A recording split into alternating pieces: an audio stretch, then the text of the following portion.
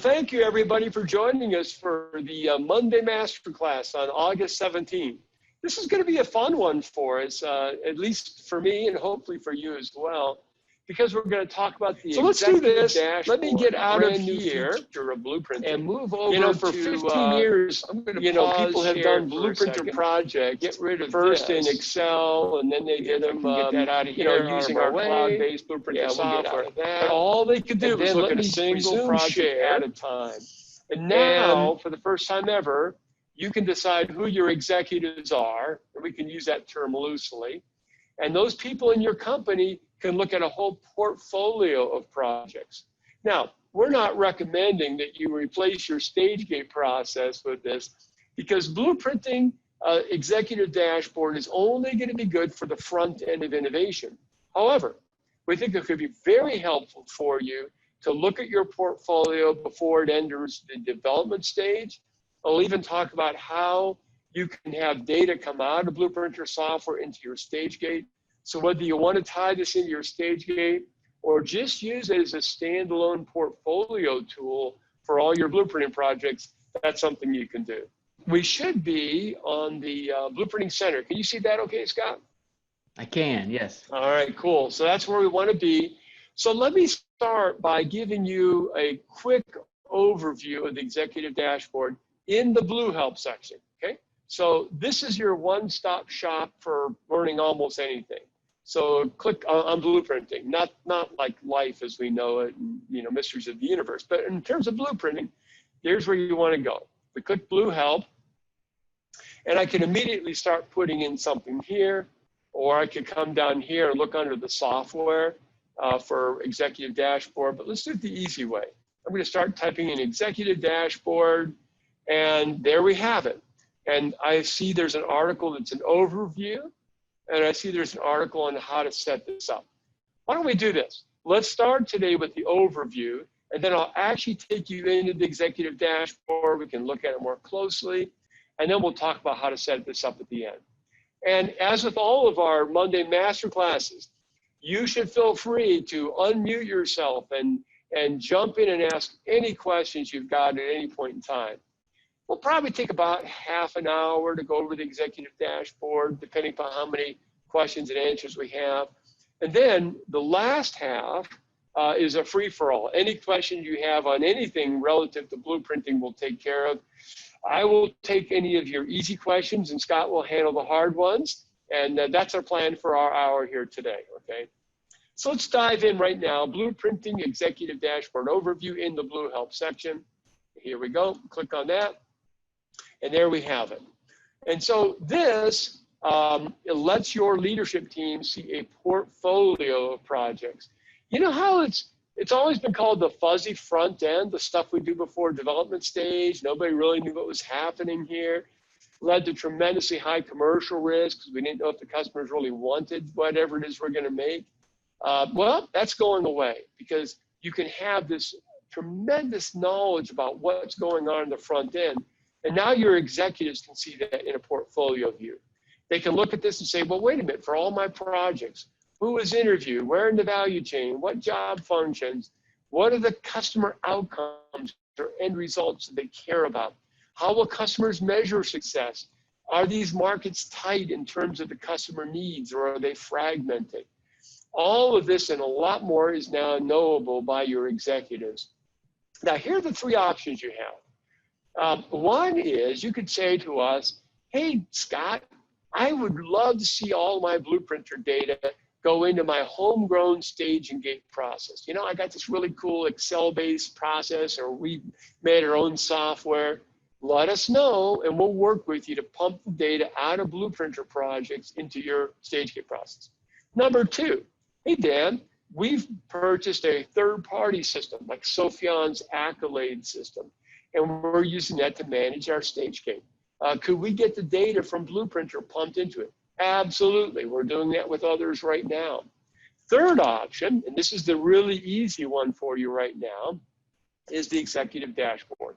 There's no extra charge for this. You can just go ahead and let us know you want to do it. In fact, we'll show you how to do it today, set you up very easily, and now you can see a portfolio of blueprinting projects. Now, I'm going to go into this in more detail in a little bit, But this schematic here in the Blue Help article talks about what's happening here. You see the numbers 1 through 5?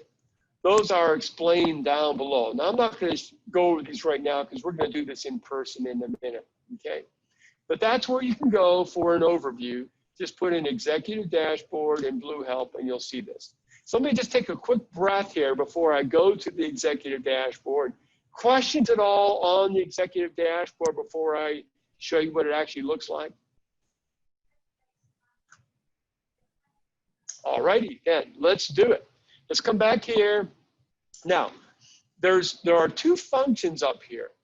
There's the admin function and there's the executive. Now, if you or somebody you know has been assigned executive viewing privileges, you'll see this little executive button here, and that's what I'm going to click in a minute. And we will also request that one person at your company become your company's admin. They're going to help set this whole thing up, and I'll explain that in a minute. But for now, imagine you're an executive. You can either click on blueprinting and see all of this, or you could click on executive, come in here. And what it's doing, it'll take a few seconds, but it's going to query all of the blueprinting projects in your business and give you a nice display of what these look like. So now what I'm showing you now in a minute is just a demo. Of course, Scott and I and the other friends of yours at AIM, we cannot see your projects for security reasons. Only you can see it. So I'm going to show you a demo of this so you get a little idea of what it looks like. And also, you might think about, who do I want to have be an executive? Well, obviously, if it's a business leader, they want to have this, but it could be your new process development process owner. You probably have somebody owning your StageGate process. They would be really good to have in this. You might, if you have some blue belt coaches, people who have been trained and pretty adept now at blueprinting, they would be wonderful to give the executive viewing privileges. Why? Well, they could look over the shoulders of some of the teams to see how they're doing. So we would definitely recommend they be part of that. And then also team leaders. So maybe a team leader, especially as you're getting trained for the first time, these would be really good people to have access to this. So they can see what's going on, not only with their team, but also with other teams as well. Well, this is not good. I'm working out of a hotel. Scott, why don't you pull up the executive dashboard on yours? And if you get it before I do, we'll have you do the tour. How's that sound? Okay, sounds good. Yeah, the hotel Wi-Fi was working really well just a little bit ago, and now it's not. So so hang on here just for a little bit more. And if we don't get this guide coming up pretty soon, we'll flip over the sharing controls to Scott, and we'll let him share with us here. Okay. So Dan, at this point, only certain people would have the button admin or executive, or should everybody be doing that? That's correct. Only certain people. And here's the thinking, and I'll go into this in just a minute. The admin is the one, you'll see in a little bit in this executive dashboard, that an executive can say, I just want to look at my group or my division. Well, we don't know what your organization structure is. Do you use groups, divisions, whatever name they are given? And so your admin is the one who's going to actually load that in. So we want to have one admin per company. Also, there's going to be other features we're going to add in and let you customize things more. That, again, will go to that one single admin for the company. Now, why do we recommend just having a few executives rather than everybody? Well, like we've got a client that's got hundreds of projects. And here's the danger. If everybody had executive viewing privileges, somebody, maybe if their ethics weren't quite what they should be, could go in as an executive. They could do screenshots of all the projects in your company and then go to a competitor. So we kind of are wanting you to decide who should have the executive viewing privileges. Does that make sense? Well, in fact, why don't you go up? You see where that demo data box is in the upper right? Why don't you go ahead and check that box? Yep. Now, this is really helpful for everybody because when you guys get started, you're not going to have very many projects or maybe no projects lined up, and people are going to say, well, what's this actually do? So make sure you check that demo data box there. And we've got some dummy data in here. Why don't you just scroll down just a little bit so we can see a few more projects. Perfect. That's perfect right there. So let's start by looking at that fertilizer release coatings. You see how it's got a red bar and then an orange bar and a green bar? That just says what time period this project's been in market research, discovery, or preference. See the dark vertical line for today? Well, that stands for today, and every one of those vertical hash marks is half a month. So that's kind of the orientation. Now look at all those dots on the fertilizer release coating bar there. Those are all interviews that have been completed, and the diamonds are interviews yet to be done, you know, and when they're going to be done. Now, you see that light blue circle on a few of these? Some are in the middle of the bar. Some, like auto dashboard coatings, are out a couple of months yet. So that is the goal for your market case. And when it's got a check mark on it, that means the market case has been completed. So in an instant, your executives can see where all these projects are and how they're doing. Now, if Scott clicks on fertilizer release coating anywhere, red, orange, green, any of that spot there, then we're going to see this little panel come up. And this is an overview. And so now your executives can figure out what this project is, not just a name, what's a description. Let's say he or she wants to email Diane. He just clicks on Diane's name there. Team leader says, hey, why is the project going so slow, Diane? And the email automatically comes up. I don't know if it came up on yours or not, but that's what happens on mine, and you can send an email. It probably doesn't work as well on this demo. And then look down below here. Your business leader can see what the sales potential is. Are we in this market? What's the target region? When did the project start? What's the current status? How many interviews have been done? What the market case goal is. So that's what we have today. There's actually going to be more on this we have planned in the future, but that's what we've got now. So let's X out of that. So that's, first of all, what's showing here. Let me take a pause before I show you the sorting and filtering. Questions on this part at all? Okay. So now let's look at those regions. So Scott could click on global, and those would be showing just the projects that were noted as global projects up above. Or North America, over on the left there, the tabs. Yeah, all global, yep. So he can do that and see by region. And we'll go back to the all there for a minute. And that is all of the, that is all of the projects in each region. So, yep, let's click that. And now let's look at some of the sorting and filtering capability. So over on timeline, it says last 12 months. We can also look at the last 2 years or last 3 years on this thing. Now the filter is an interesting one. If we click filter, that filter is your organization structure that your admin has set up. Now we've got the Acme Resins Group with the Acme Coatings Division and the Acme Adhesives Division, okay? But this is where your business leaders can look at just their scope of control and authority, responsibility. So that's what we've got in there. And then below that, we've got a really cool sort feature. If you click on that sales potential, right now it's showing the sales potential descending. But what if Scott clicked project start date? He can either go ascending or descending, doesn't matter. And see, now he's got ascending on the project start dates. He could also sort this by the market case dates. He could sort this by our market presence. There's just all kinds of ways of slicing and dicing this. He could do it. I think there's one for, is there one for project duration? I can't remember on this here. Number of interviews. Yeah, project duration. Who's pokey? Who's taking a long time on getting their projects done? So anyway, those are the different sorts of sorts and filters we have on this thing. Now, if we scroll back up just a little bit, you see we're in the project on the left, way over on the left, we're in the project pipeline view. But there's also a project portfolio view. So if we click this, It's basically got the same data, but here's what's different. Across the horizontal axis, we have the number of months to market case. Just scroll up just a little bit so they can see that header, if you don't mind, above the, there we go. Yeah, months to market case completion goal.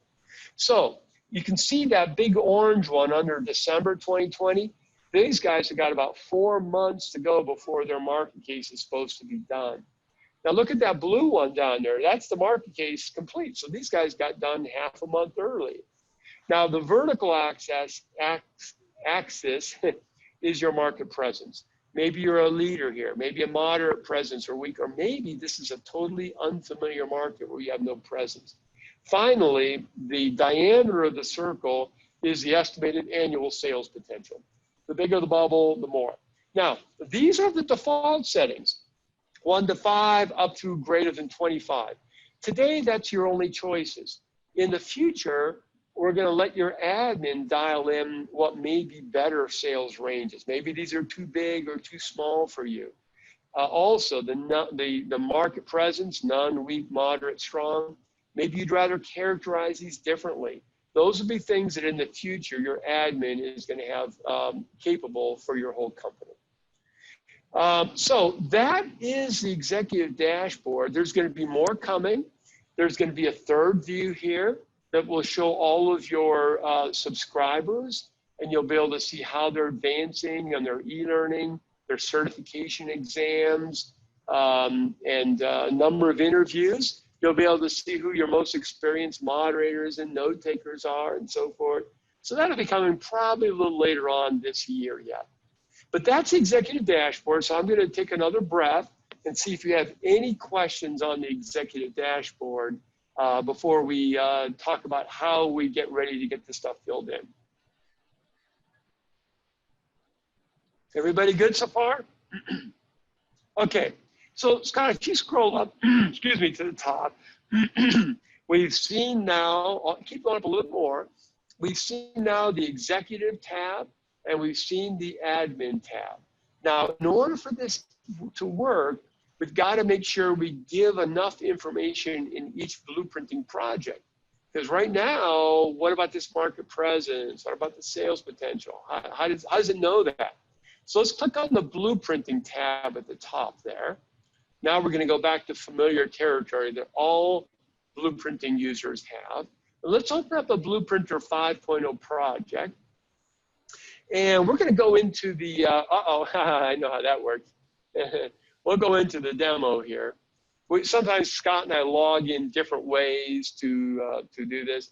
I think if you go up to the top where your Scott thing is up there, yep, and log out of that, there we go. And then you should be all set. There we go. Now we're going to go to Demo Acme Packaging. Okay, now let's go to the main menu. You guys know that's the 3 sandwich, the hamburger menu there. We're going to go to Project Settings. Now, this is really important. If you want to have a project tracked in the executive dashboard, look where it says Dashboard Visibility, and watch what happens when Scott clicks the track button. New fields pop up, okay? And anything that has an asterisk in it, you need to have your teams fill out. Now, if you're just getting started with us, just make sure you do this. So Scott's going to put in a market case goal out, you know, a year from now. He's going to put in sales potential. And again, we only have these 4 ranges now. Here are the market presence ranges, and you can see the definitions we've given these, so there's no confusion.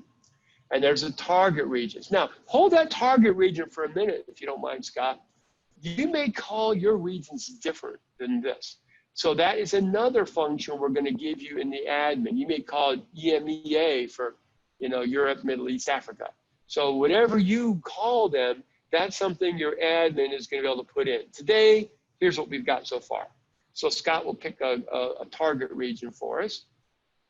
Now, in the demo, if we click on that, in this demo, we call them groups as a higher level, divisions as a next. So when Scott clicks on groups, we're going to say we're in the Acme Adhesives group, okay? And then because of that, now it's going to show us the divisions within Acme Adhesives. So we'll pick structural adhesives. And there's a place to put a little description in there, because sometimes the project name by itself just isn't enough to tell the executive, what's going on. So we'll type in, this is a really cool project or whatever.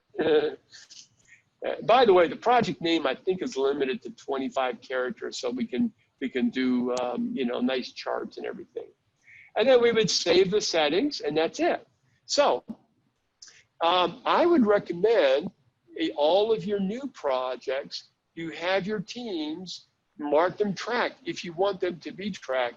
And if you have been doing blueprinting for a while, one of the steps that I'm going to show you next is having your teams go back and fill this in, okay? So I'm going to wrap this part up by going to the Blue Help section with Scott. So we're going to go back. Any questions on this, first of all? Okay, so let's do this, Scott. Let's go back to the Incline Center. And let's click on Blue Help. And let's type in Executive Dashboard in the search box. Now we've got 2 articles in here. We've already done the overview article, but the next one and the last one is how to set up your executive dashboard. So let's click on that one. And let's take a look at step 1 here first of all. So the first thing you want to do is appoint an admin and let us know who that is. There's the email address, send it to us and say, here is our admin, and give us his or her email address. So that's a pretty easy step. Step 2, your admin then goes in and does what Scott showed. They set up your organization structure. Maybe you don't call it a group. Maybe you call it, an empire. And maybe instead of division, you call it a fiefdom. Whatever name you give it, you just go ahead and type those in there. And you can go down to business unit, 4 levels if you want. Then your admin's going to go in and start loading in the actual groups and divisions.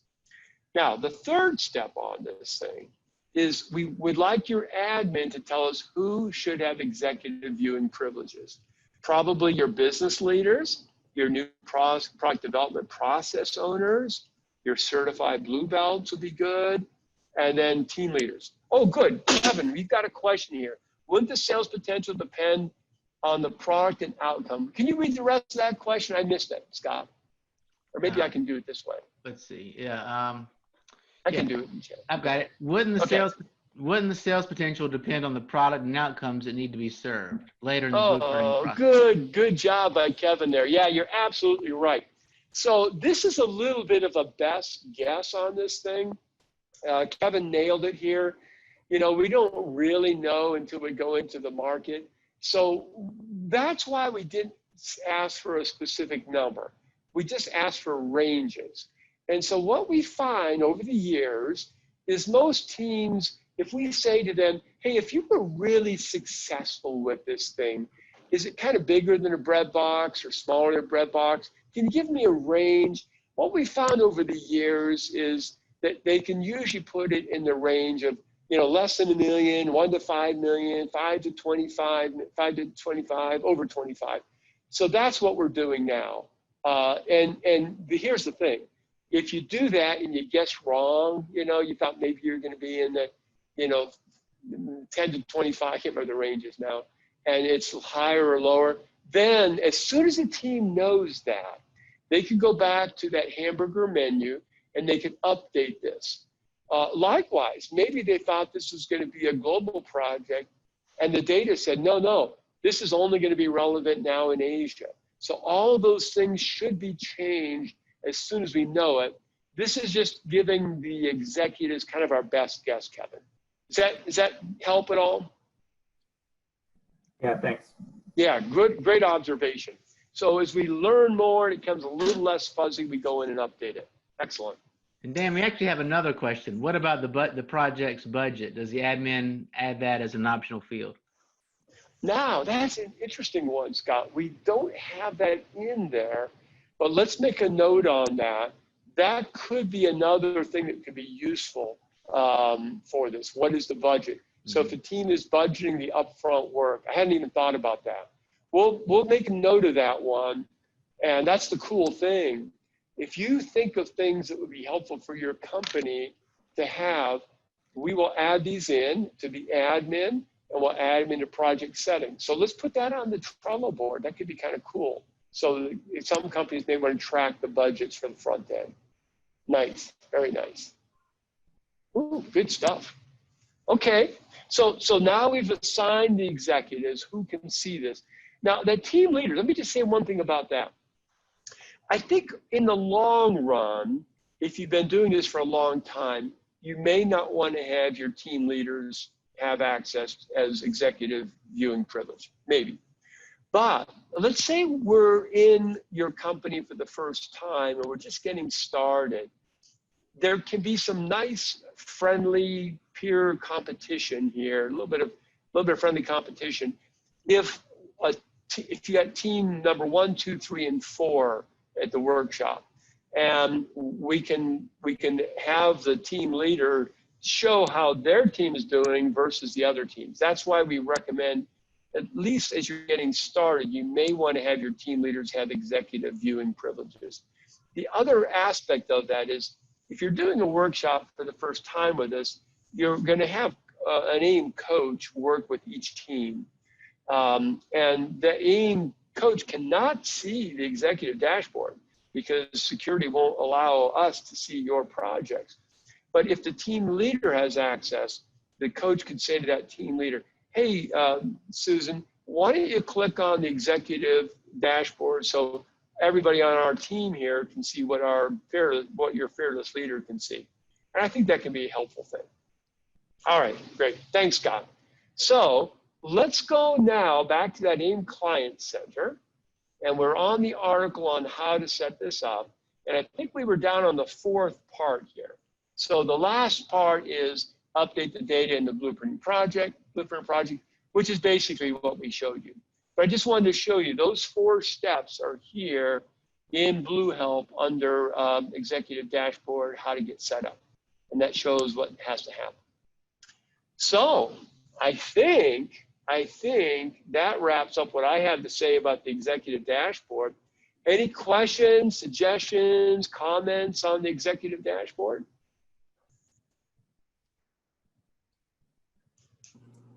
And let me just throw this out there. Anybody have any comments? You think this is something that you might find useful in your company for the front end? Yeah, I'm definitely going to use this. This is Mark. Mark, great. Yep. Excellent. Yeah, I got to tell you, Mark, I am pretty excited about this because forever the fuzzy front end has been called that for a reason. And I actually think, we've got some other goofy ideas we haven't shown you guys yet, but I actually think this will be, of the entire new project development process, this will now become the least fuzzy part of the whole process. We've got some other views that we want to build up that are going to let an executive or a blueprinting coach could go in. And frankly, there's so much data. Imagine this. You'll be able to someday go in and see how in-depth was the probing. In other words, what was the average word count on sticky notes from one team to another? How many job functions were interviewed? How deep in the value chain did they go? The amount of information that we're going to have available is going to be phenomenal. So this is actually just the start. We've got some other designs which will probably not be done until a little later, but could be really cool. Hi, Dan and Scott, it looks like there's a few comments coming in on chat via text to you. I just want to make sure you don't miss those. Go ahead, yeah.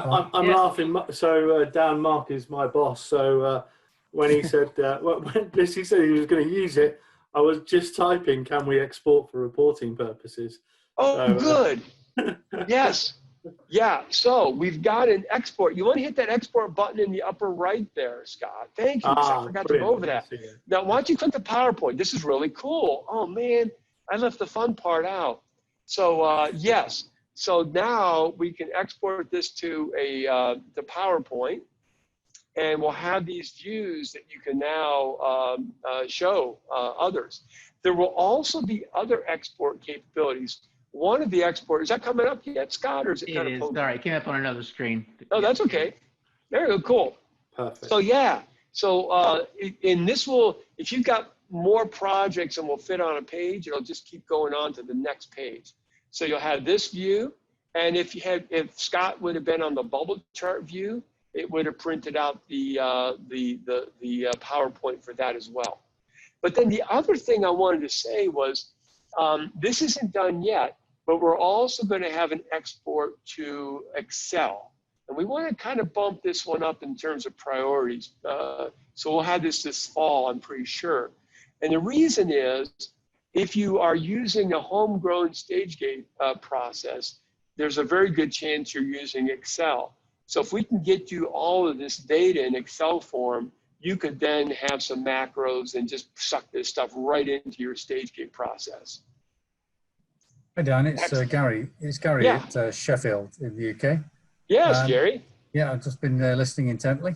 On the reporting side, on the charts, will you be able to show maybe the companies, the various companies that we've been blueprinting and checking with, just to show maybe, I don't know, say a particular gas major, say Air Liquide, has been blueprinted several times on different projects and things like that? Well, excellent point. So, Scott, if you go back to the cloud version of this, now if Scott clicks on that orange dot there, okay? So today, what happens is this view comes up. And so if the executive said, now, who have these guys been interviewing? He would click, or she would click on the auto dashboard coatings and actually open up the blueprinting project to see. However, I love what you're suggesting here.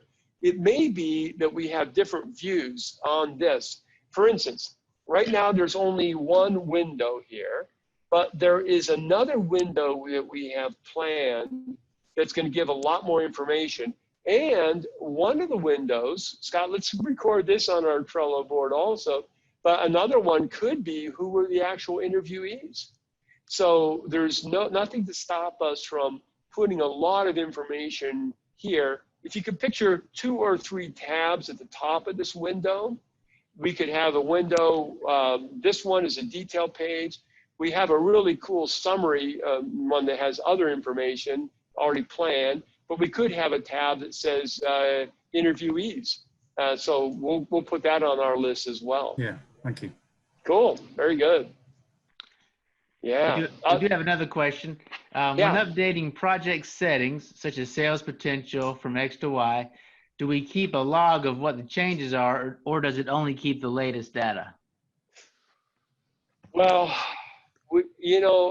maybe Scott, you know the answer better than I do. We haven't put anything in that our clients can see, but I know our developers have a pretty strong policy of wanting to have different versions viewable. Right. So we should probably include that in our list of things to do. Do you know if that's already on their list or not? It's a good point. I don't believe it is, but I'm writing it down. Yeah. So we can go back and say when, for instance, maybe somebody thought this was going to be a $500 million opportunity and it became a $5 million opportunity. Right. When did we know this, right? Yep. Traceability. That's a wonderful comment. Wonderful. Yeah. I think our group here is grasping at least as quickly as we did the power of what could happen with this thing. Yeah. And you guys have given us 3 ideas already that we need to put on the board here. That I think will all be very valuable. It's really good. Any other comments or suggestions or questions? I believe that's all from the chat. So okay. Yeah. Anybody want to unmute and have anything more for us? Because I think this kind of wraps up our executive. Did you have anything more in the executive dashboard, Scott? No, I know. Okay. We will continue to work on this thing. We'll be building it out more.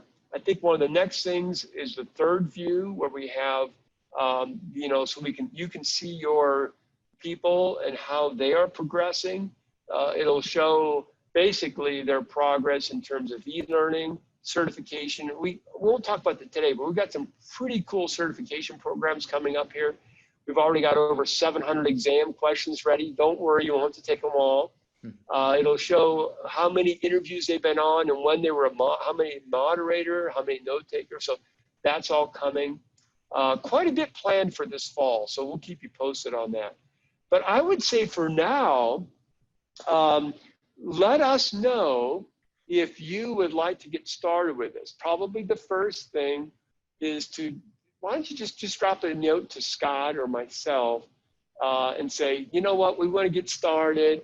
If you can let us know the admin that you want to have for your company and his or her email address, then I would say, Scott, and tell me if you think this is a better way, then we would probably just get a web conference going with you and your admin just to get things rolling. Would that make the most sense? I think so. Yeah. So let us know whenever you're ready to do that. And then the rest of the steps are pretty simple. It doesn't take long. We're ready to go. Good. Okay, last, before we see if there's any general non-executive dashboard questions, anything else on this? And then we'll see if you guys have anything else you'd like to talk about. Okay, cool. Now, did anybody, and feel free to drop off whenever you want, but did anybody bring any other questions you'd like to cover? Issues Yes, Dan. your teams are seeing? Yeah, please go ahead. Yes, Gary. On the general discovery part of a project, Yeah. in plan interview candidates, I put one in and I had the prep sheet and everything, but then I think we decided that company, we're not going to target them anymore. I can't find any way to actually delete that line. I can rename the company, but I can't delete it. Got it. Great. So let me tell you what the shortcut answer is now. But this is also something others have commented on, Gary, and it's an irritant for them. So we'll tell you what our longer term plan is. Okay. So here's the short term plan. Go into here into 2.1 and click on plus company for a minute, if you don't mind, Scott. And here's put a period in there. This is goofy. I know this is goofy. Now go down to plus company again and type in inactive below. I know I'm embarrassed as I say this. And we decided we're not going to do Alibaba, okay? So grab Alibaba. Yeah, there you go. And grab those little dots and drag them down into the inactive area, okay? So that's pretty embarrassing, isn't it? I see what you mean. Yeah, you're separating them out. Yeah. Gotcha. Okay. Now what we do though, we've gone over this with our designer, and we actually have plans for, I think maybe we're calling it archive, Scott. Right. But we have a section for archive. Well, we're going to actually have 3 sections in here. We're going to have a real interview section. We're not sure what to call that. We're going to have a practice session, because sometimes you guys do practice ones and it's kind of mixed in with the real ones. And sometimes that can mess you up when you're analyzing your preference data because you got some data from a practice. So there will be a real interview section, a practice section, and an archive section. So that's something we have on our design, plan. But this is the goofy shortcut for now. Yeah, and Okay, thanks. as probably everybody on here has noticed, we've been just very conservative about allowing deleting of anything. It's because there's not various access rights, so all the team members, anybody can do anything. So we've really tried to think through what havoc could be created by somebody accidentally deleting something. So we're going back, and like Dan said, adding some archiving features. But throughout, we've been pretty conservative about limiting what could be actually deleted. I just thought I was missing something. I was missing a part of it. I just didn't understand. But yeah, I understand that now. Thanks. Yeah, and it's very consistent. We've heard this from several other people. So you're right in the mainstream on this, Gary. So it's definitely something we want to do. Good.